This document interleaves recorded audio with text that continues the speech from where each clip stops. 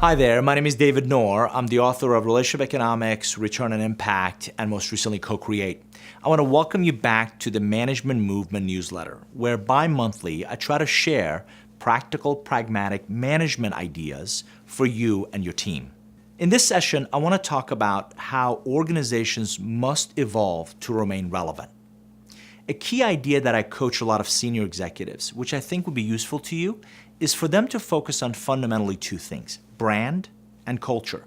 If you take culture for a second, at its root, it's all about talent. You know this. On the front line, you and your team have to constantly, hopefully, are looking for great talent. You're thinking about, how do I develop my current talent? And not just the talent that I need today, but as my business evolves, what kind of talent will I need?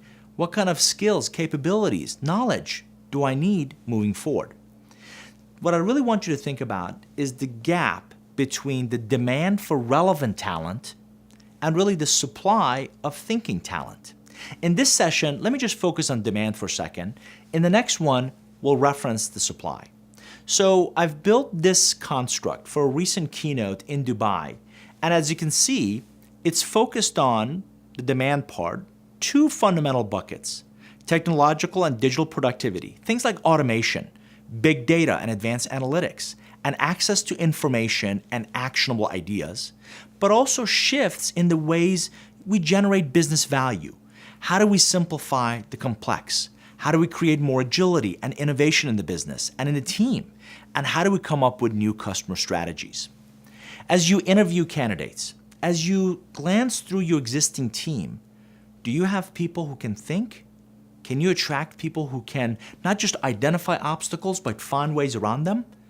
Make no mistake about it, your success heavily depends on the individuals you hire, those you train and develop and mentor, and really help them learn how to think.